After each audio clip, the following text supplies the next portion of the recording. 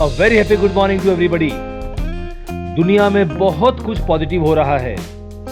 Rules and regulations के माध्यम से समाज में आने वाला बदलाव धीरे धीरे अपना असर दिखा रहा है। The youth of the world are roaring to get a chance to let their mettle shape the world in a better place.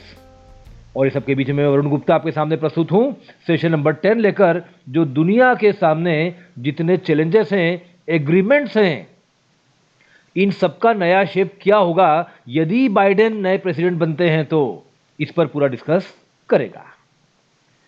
आज का एडिटोरियल लिया गया है इकोनॉमिक टाइम्स के 10 नवंबर के एडिटोरियल से, what India wants from Biden led US. Biden के नेतृत्व वाले यूएस से भारत क्या चाहता है, यह रहा पूरा editorial.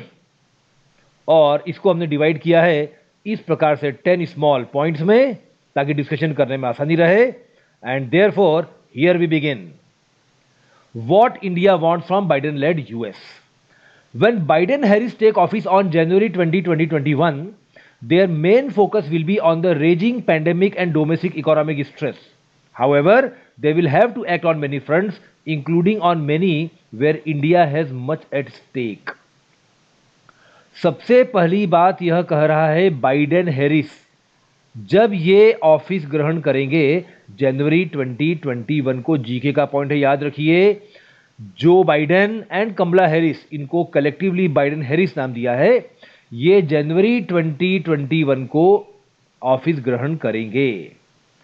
There main focus will be on, अब एडिटर कह रहा है इनका मेन फोकस दो चीजों पर रहेगा। पहला वर्ड यूज किया है रेजिंग पेंडेमिक, दहाड़ती हुई महामारी, तेजी से फैलती हुई, शोर मचाती हुई, परेशान करती हुई महामारी। And the domestic economic stress, घरेलू आर्थिक परेशानियां, तनाव। अब घरेलू से मतलब यहां पर जब बात कर रहे हैं यूएस के रेफरेंस में, तो अमेरिका से होगा कि अमेरिका को अपने देश के अंदर जो आर्थिक तनाव का सामना करना पड़ रहा है, जो उनकी ग्रोथ रेट कम हुई है, जो चाइना से वो चैलेंज फील कर रहे हैं, उसको हैंडल करना। ये दो रहेंगे मेन फोकस बाइडेन हैरिस के। हाउएवर, किंतु they will have to act on many fronts, उन्हें कई सारे मोर्चों पे काम करना पड़ेगा, जिनमें से कई सारे ऐसे भी हैं जहां भारत का बहुत कुछ दांव पर लगा है। India has much at stake, भारत का बहुत कुछ दांव पर लगा है। तो इस पहले पार्ट में एडिटर स्पष्ट कह रहा है कि बाइडेन हैरिस का मेन फोकस कोरोना वायरस और अमेरिकन इकोनॉमी रहेगी, लेकिन उसके अलावा जो सेकंड प्रेफरेंसेस रहेंगे, उनमें कई सारे मोर्चे ऐसे होंगे जहां भारत पर बहुत प्रभाव पड़ने वाला है। तो India is not going to be number 1 priority, ये इस पहले पार्ट में क्लियर है। The Trump administration tough stance against immigration had left H1B and L1 visa seekers in the lurch. अब देखिए, यहां पर लेखक कह रहा है कि ट्रंप प्रशासन ने कौन कौन से ऐसे काम किए थे जिनको हो सकता है कि बाइडेन हैरिस की टोली बदल दे। सबसे पहले बात कर रहे हैं H1B वीजा और L1 वीजा मांगने वाले जितने लोग थे, they were left in the lurch. Left in the lurch का मतलब होता है मंझधार में छोड़ देना, उन पर तकलीफ डाल देना। To leave somebody in the lurch, किसी को आप समुद्र में ले गए और बीच में ले जाकर छोड़ दिया। टफ स्टैंस अगेंस्ट इमिग्रेशन, और ये क्या नाम दिया गया था इसको, ये ट्रंप प्रशासन का एक बहुत ही कठोर नजरिया था इमिग्रेशन के खिलाफ। इमिग्रेशन क्या होता है, जब कोई भी व्यक्ति अमेरिका के बाहर के किसी देश से अमेरिका में जाएगा तो उसे अमेरिका कहेगा इमिग्रेशन। जब कोई और देश से हमारे देश में आता है तो उसे कहते हैं इमिग्रेशन। तो ट्रंप ने इमिग्रेशन को लेकर कठोर नजरिया अपनाया था और H1B वीजा और L1 वीजा सीकर्स को मझधार में छोड़ दिया था। अभी H1B वीजा क्या है और L1 वीजा क्या है, ध्यान से समझिए। ये दोनों ही टेम्परेरी वीजाज हैं। H1B वीजा का मैक्सिमम पीरियड 6 इयर्स हो सकता है सारे एक्सटेंशन के बाद। L1 वीजा का मैक्सिमम पीरियड 7 इयर्स हो सकता है एक्सटेंशन के बाद। L1 वीजा कोई प्रोफेशनल क्वालिफिकेशन नहीं मांगता, ये स्किल के बेस पर मिलने वाला वीजा है, जबकि H1B वीजा जो है वो प्रोफेशनल क्वालिफिकेशन के आधार पर काम करने का वीजा आपको मिलता है। तो ये दोनों आपको अमेरिका के नागरिक नहीं बनाते, लेकिन वहां काम करने की परमिशन आपको मिलती है टेम्परेरी बेसिस पर। तो काफी सारे इंडियंस भी ऐसे होते हैं जो ये वीजा चाहकर अमेरिका में काम करना चाहते हैं, लेकिन इनको ट्रंप प्रशासन के कठोर नजरिए ने मझधार में छोड़ दिया था। Raised cost for information technology companies. अब जब भारत से जानने वाले आईटी प्रोफेशनल अमेरिका नहीं जा पा रहे हैं, अमेरिकन कंपनियों को, आईटी कंपनीज को लोकल युवाओं को अमेरिका से एम्प्लॉय करना पड़ रहा है, तो उनको सैलरी ज्यादा देना पड़ रही थी, कीमतें बढ़ गई थी, लागत बढ़ गई थी अमेरिकन कंपनीज के लिए। Denied economic opportunities to Indians, और कई सारे भारतीयों को आर्थिक अवसर कम मिल रहे थे, उनके लिए आर्थिक अवसर मना कर दिए गए थे। कंपनीज के लिए भी, इंडिविजुअल्स के लिए भी, भारतीय कंपनियां भी थी, भारत के व्यक्ति भी थे। And squeezed intake of foreign students bye American universities, और अमेरिका के विश्वविद्यालयों ने विदेशी छात्र कितने ले पाएंगे, इनटेक का मतलब होता है प्रवेश देना, स्क्वीज उसको कम कर दिया था, श्रंक कर दिया था, उसको पकड़कर छोटा कर दिया था। मतलब विदेशी छात्र कितने आप भर्ती कर पाओगे, उसी संख्या पर भी कटौती कर दी गई थी। अब ये आपको साइड बता रही है कि ट्रंप प्रशासन ने कौन से काम किए थे जिनसे इंडिया पर विपरीत असर पड़ा था। अब normalisation of migration policy would be of immense interest to India. ये जो माइग्रेशन पॉलिसी, अब देखिए माइग्रेशन का मतलब क्या होता है। जब आप इंडिया से यूएसए जाते हैं तो इंडिया से आप माइग्रेट कर रहे हैं, यूएसए में आप इमिग्रेट कर रहे हैं। ये जो माइग्रेशन पॉलिसी थी, इसको नॉर्मलाइज किया जाना, इसका वापस सामान्यीकरण कर दिया जाना, यह भारत के लिए ऑफ इमेंस इंटरेस्ट, बहुत ज्यादा रुचि का रहेगा। इमेंस बहुत ज्यादा, इसमें हमारा काफी ज्यादा इंटरेस्ट रहेगा कि आप वापस पहले वाली पॉलिसी पर आ जाएं। So would normalisation of US tariffs and trade even without a mini trade deal, और वैसा ही रहेगा हमारा इंटरेस्ट कि जो अमेरिका के टेरिफ्स एंड ट्रेड हैं, अमेरिका की जितनी व्यापारिक शर्तें हैं, जितनी शुल्क की सूचियां हैं, उन सभी को वापस नॉर्मलाइज कर दिया जाए। इसमें भी हमारा इंटरेस्ट रहेगा, भले ही आप कोई मिनी ट्रेड डील न करें हमारे साथ। ये बहुत इंपॉर्टेंट सेंटेंस है। यहां आपको समझ में आएगा कि एडिटर ये मानकर चल रहा है कि ट्रंप एडमिनिस्ट्रेशन ने जो पॉलिसी में चेंजेस किए थे वो नॉर्मल नहीं थे। उन चेंजेस को एक एबरेशन या वेरिएशन या शॉर्ट टर्म चेंज जैसी बात एडिटर कह रहा है, और ये मान रहा है कि ट्रंप के पहले जो पॉलिसीज थी वो नॉर्मल पॉलिसीज थी, माइग्रेशन की भी और टेरिफ एंड ट्रेड की भी। और ये उम्मीद कर रहे हैं कि बाइडेन हैरिस ट्रंप के इस चेंज को इग्नोर करके वापस पुरानी पॉलिसी पर आ जाएंगे। यहां लेखक की अपनी साइकोलॉजी भी समझ में आ रही है कि लेखक भी शायद ट्रंप वाले अमेरिका को नॉर्मल अमेरिका नहीं मान रहा है, उसको deviation from the normal trend ये मान रहा है। आप गौर करेंगे, कुछ एडिटर्स मान रहे हैं कि राष्ट्रपति बदल सकता है पर ट्रंपिज्म नहीं बदलेगा, पर यहां लेखक कहना चाह रहे हैं कि ट्रंप के जाने के बाद शायद हम वापस पुराने सिस्टम पर आ जाएंगे। अब यहां पर बात कर रहा है यूएस टेरिफ एंड ट्रेड की। US tariff on steel and aluminium. अब अंडर ट्रंप अमेरिका ने स्टील और एल्यूमिनियम पर टैक्स रेट्स में काफी चेंजेस किए थे। Withdrawal of GSP benefit. GSP क्या होता है? Generalised system of preferences. America ने एक सिस्टम बनाया है जिसके तहत दुनिया के सबसे गरीब देशों को वो ज्यादा प्रायोरिटी देते हैं। GSP, generalised system of preferences. ये बेनिफिट जो इंडिया को मिलते थे, अमेरिका ने कहा ट्रंप के अधीन कि अब इंडिया सबसे गरीब नहीं रहा, India is now developing, roaring, और इसलिए ये बेनिफिट अब इंडिया को नहीं मिलेंगे। ऐसा करके कुछ जीएसपी बेनिफिट इंडिया से विड्रॉ कर लिए गए थे। Prosecution of a ruinous trade war with China. Ruinous का मतलब होता है कैटास्ट्रॉफिक, हार्मफुल, बर्बाद कर देने वाला ट्रेड वॉर, व्यापारी युद्ध चल रहा था अमेरिका का चाइना के साथ। प्रोसिक्यूशन के दो मतलब होते हैं दोस्तों। इसका एक मतलब होता है कोर्ट में किसी पर आरोप लगाना, लेकिन दूसरा इसका मतलब किसी पॉलिसी को परस्यू करना भी होता है।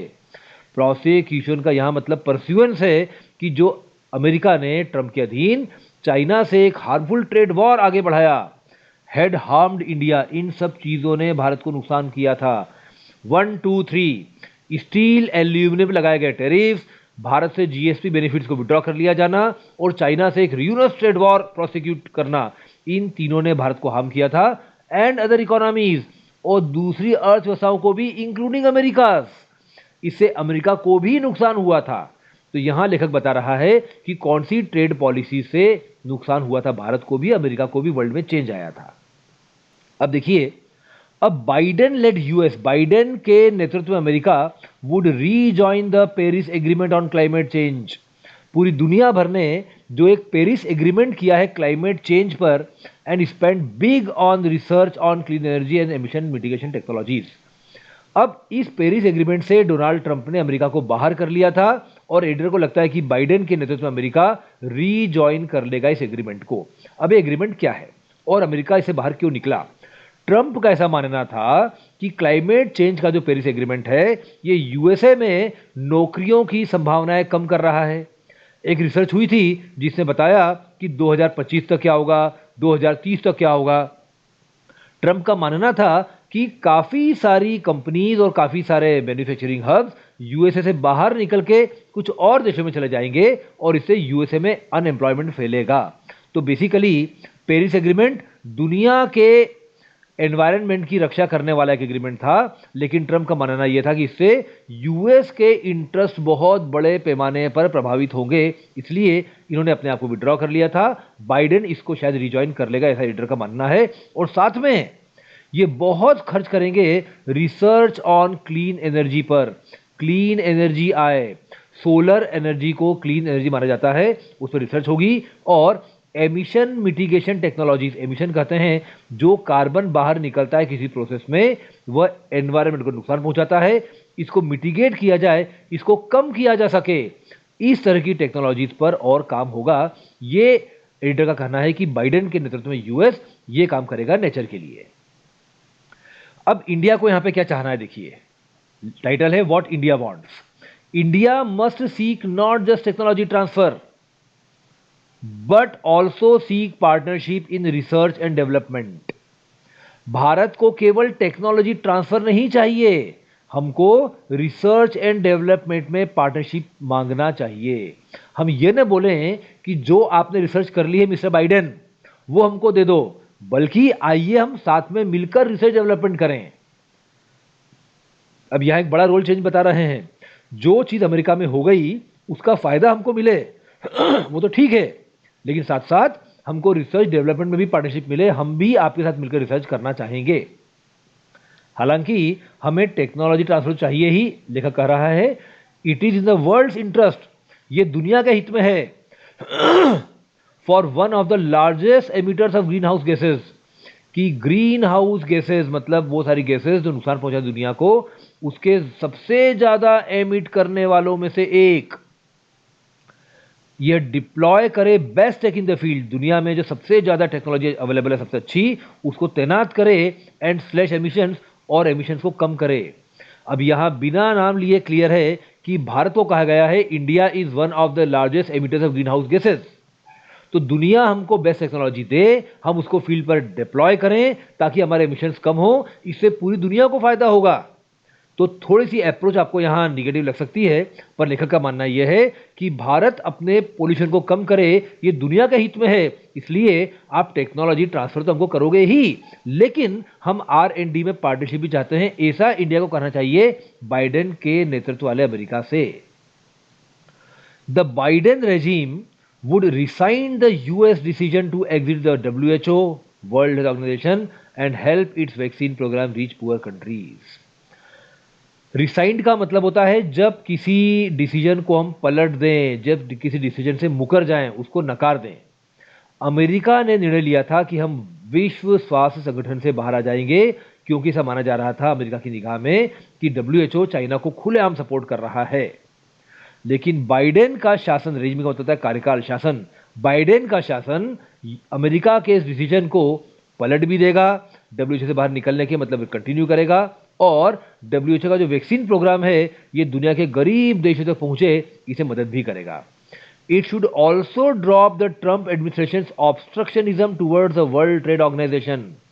WTO को लेकर भी ट्रंप का मानना यह है कि WTO में काफ़ी सारी पॉलिसी ऐसी हैं जो अमेरिका के इंटरेस्ट के खिलाफ हैं। इसलिए ट्रंप प्रशासन एक ऑब्स्ट्रक्शनिज्म की पॉलिसी फॉलो करता था, मतलब रोक लगाना, प्रतिरोध लगाना, मना करना। इस पॉलिसी को भी ड्रॉप कर देगा संभवतः बाइडेन के नेतृत्व में America. It should re-enter the Iran nuclear deal and lift sanctions on Iran. Iran से एक न्यूक्लियर डील हो रहा था जिसके तहत ईरान को अपना मेजॉरिटी न्यूक्लियर प्रोग्राम समाप्त करना था। वो केवल पीस के लिए न्यूक्लियर रिसर्च कंटिन्यू कर सकते थे।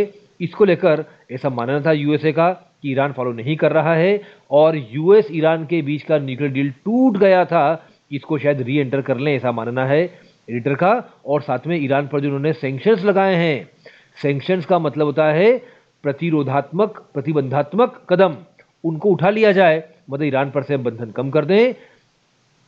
The US stays outside multilateral tax information exchange agreements, a key part of rich country club OECD's moves to end base erosion and profit shifting। काफी सारी टेक्नोलॉजी आ गई। देखिए OECD क्या है? OECD होता है organisation for economic cooperation development. इसमें दुनिया की रिच 37 कंट्रीज शामिल की गई थी। ये क्या है? ये रिच कंट्री का क्लब है, मतलब दुनिया के अमीर देशों का क्लब है OECD। इसने इसका एक बहुत महत्वपूर्ण कदम था, कुछ इसके कदम उठाए थे इन्होंने, to end base erosion and profit shifting. क्या होता है base erosion and profit shifting? देखिए जितनी एमएनसीज हैं जो कई सारे देशों में काम करती हैं, वो अपना काफी सारा टर्नओवर, काफी सारा बिजनेस जिस देश में करती हैं उसमें न दिखाकर एक ऐसे देश में दिखाती हैं जहां पर टैक्स बहुत कम लगता हो। आप समझिए, आप काम कर रहे हो ऐसे देश में जहां हाई टैक्स है, आप पैसा भी वहां से कमा रहे हो, लेकिन अपना सारा बिजनेस का अकाउंटिंग हैंडल करके आप दिखाते कहां हो? जहां टैक्स कम है। इसे कहते हैं base erosion and profit shifting. आप अपने बिजनेस के बेस को धीरे धीरे खत्म कर देते हो और प्रॉफिट को नो टैक्स या लो टैक्स वाली कंपनी में शिफ्ट कर देते हो। इसको कैसे समाप्त किया जाए, ये ओईसीडी के सामने चैलेंज था और इसके लिए इन्होंने एग्रीमेंट किया था, multilateral tax information exchange agreements. ये कई सारे लोगों के बीच में हुए थे कि हम आपस में एक दूसरे से अपने टैक्स के डेटा को एक्सचेंज करेंगे ताकि पकड़ा जा सके कि ये एमएनसी अपना बिजनेस कहां शो कर रही है।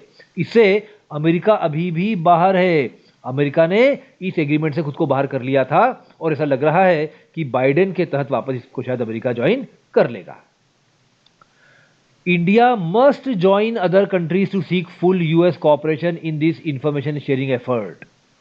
अब अमेरिका कह रहा, अब एडिटर कह रहा है कि इंडिया को जरूर ज्वाइन करना चाहिए दूसरे देशों को कि अमेरिका का पूरा कॉपरेशन मांगा जाए इस इंफॉर्मेशन शेयरिंग एफर्ट में कि हम सभी अपना टैक्स डाटा शेयर करें, leading to higher tax collection for all government, ताकि सभी देशों के लिए, सभी सरकारों के लिए हायर टैक्स कलेक्शन प्राप्त हो सकें।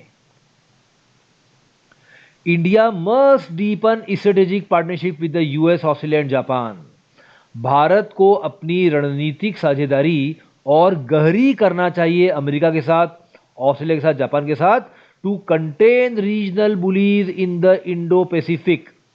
इंडो पैसिफिक क्षेत्र जो इंडियन ओशन से लेकर, भारत से लेकर अमेरिका तक, इन 4 देशों के अलावा कई सारे छोटे देश भी इसमें हैं, तो इन सबके बीच के पार्टनरशिप को डीपन करना चाहिए ताकि हम क्षेत्रीय बुलीज को, बुली कहते हैं ऐसे व्यक्ति को जो छोटे लोगों को धमकाता है, तो रीजनल बुलीज को रोका जा सके। अब आप समझ गए होंगे कि इंडो पैसिफिक में रीजनल बुली किसे कहा जा रहा है? डेफिनेटली चाइना को कहा जा रहा है कि चाइना एक क्षेत्रीय हमलावर बन गया है। इसको रोकने के लिए इन तीनों के साथ इंडिया की पार्टनरशिप और गहरी होना चाहिए। आप जानते होंगे ये चारों अभी नेवल एक्सरसाइज कर रहे हैं, जॉइंट मिलिट्री एक्सरसाइज कर रहे हैं इंडियन ओशन में, और delay US exit from Afghanistan, और भारत को अफगानिस्तान से जो अमेरिका बाहर जा रहा था इसको रोकना चाहिए, स्लो करना चाहिए, ताकि देश को, leaving the country to Pakistan sponsored Taliban, ताकि इस देश को पाकिस्तान के द्वारा प्रायोजित तालिबान के पास न छोड़ा जा सके। अफगानिस्तान में समस्या क्या है कि तालिबान जो आतंकवादी समूह है जो पाकिस्तान द्वारा प्रायोजित है, उसने अफगानिस्तान में काफी आतंक मचा रखा है। यदि यूएसए बाहर चला गया तो लीडर को डर है कि यह देश तो फिर तालिबान के हवाले हो जाएगा। इसलिए भारत को यूएस के एग्जिट को डिले करना चाहिए कि अभी आप और कंटिन्यू रहें अफगानिस्तान में। तो दोस्तों, ये बहुत अच्छा एडिटोरियल था जिसमें काफ़ी सारे पॉइंट्स हमने पढ़े। अब देखते हैं कौन कौन से नए वर्ड्स हमने पढ़े। रेजिंग पैंडेमिक का मतलब होता है दहाड़ती हुई महामारी। To have much at stake, बहुत सारा कुछ दांव पर लगे होना। डोमेस्टिक इकोनॉमिक स्ट्रेस, घरेलू आर्थिक तनाव, संकट, परेशानियां। टफ स्टैंड, कठोर नजरिया, कठोर कदम। इमिग्रेशन, जब कोई व्यक्ति दूसरे देश से आपके देश में आए तो उसे कहेंगे आव्रजन, immigration. To leave in the lurch, मझधार में छोड़ देना। टू स्क्वीज इनटेक, प्रवेश की संख्या को सीमित कर देना।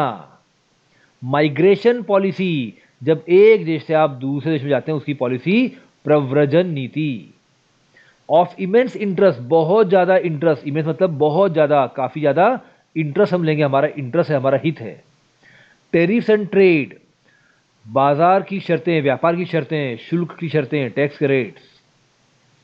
Withdrawal of GSP benefit, GSP मतलब जनरलाइज्ड सिस्टम ऑफ प्रीफरेंसेस, जो अमेरिका में गरीब देशों को काफी सारे बेनिफिट दिए जाते हैं इसके तहत, उसको विड्रॉ करने का ट्रम्प ने कहते हुए कि इंडिया गरीब नहीं बचा। और र्यूनस ट्रेड वॉर, बर्बाद कर देने वाला एक व्यापार युद्ध जो चल रहा है यूएस और चाइना के बीच में।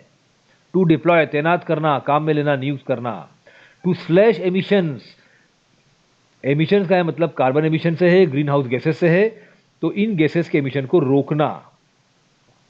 रिसाइंड का मतलब पलट देना, जो डिसीजन पहले लिया था उसको आप नकार दें, उससे पलट जाएं।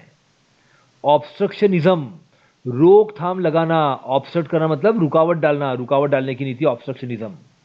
टू लिफ्ट सैंक्शंस, प्रतिबंध उठा लेना, प्रतिबंध हटा देना। Base erosion and profit shifting, MNCs की एक टेक्निक जिसके तहत वो अपने प्रॉफिट्स को, अपने बिजनेस को अकाउंट बुक्स के माध्यम से किसी ऐसे देश में शो करते हैं जहां टैक्स रेट्स बहुत कम हैं। टू कंटेन, रोकना, इसका मतलब रखना तो होता ही है, इसका मतलब किसी को रोकना, किसी को थामना, किसी को रेस्ट्रिक्ट करना भी होता है। और रीजनल बुलीज का मतलब है क्षेत्रीय वो ताकतें डराती धमकाती हैं, यहां पर आप निश्चित तौर पर चाइना का अर्थ समझ सकते हैं। अब की टेक अवेज क्या है इस पूरे एडिटोरियल के, पहली बात समझिए दोस्तों, अब भारत के विद्यार्थियों को, कंपनियों को और अन्य व्यक्तियों को यूएस वीजा पाना अधिक आसान हो जाएगा, खासकर H1B और L1 वीजा में लगी हुई रोक खत्म होगी, ऐसा एडिटर का मानना है। अब अमेरिका वापस ज्वाइन कर लेगा बाइडेन के अंतर्गत सारे क्लाइमेट एग्रीमेंट्स को। इंडिया एक्सपेक्ट कर सकता है कि यूएसए जो बेस्ट टेक्नोलॉजी अवेलेबल उसके पास वो भारत में डिप्लॉय करेगा ताकि भारत के कार्बन एमिशंस कम हो सकें। यूएसए फिर सपोर्ट करेगा और ज्वाइन करेगा विश्व स्वास्थ्य संगठन को और विश्व व्यापार संगठन को।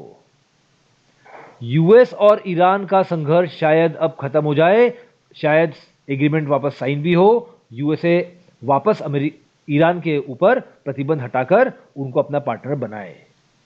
और हो सकता है कि इंडिया को यूएस का सपोर्ट मिलता रहेगा चाइना के खिलाफ और तालिबान के खिलाफ। ये जो दो नीतियां हैं ट्रंप की, ये शायद कंटिन्यू रहेंगी। दोस्तों, आपको एडिटोरियल कैसा लगा? ध्यान से देखिएगा, नोट्स बनाइए। मुझे पूरा विश्वास है कि आज काफ़ी सारी चीज़ें ऐसी मिली होंगी जिनको लेकर आपको गूगल करना होगा। काफ़ी सारे एग्रीमेंट्स का जिक्र हुआ है, काफ़ी सारी नई बातें मिली हैं, इसके बारे में और पढ़िए और अल्टीमेटली समझिए that language and general knowledge, ये कॉम्बिनेशन आपको लाइफ में बहुत आगे लेकर जाता है। Thank you, all the best, enjoy.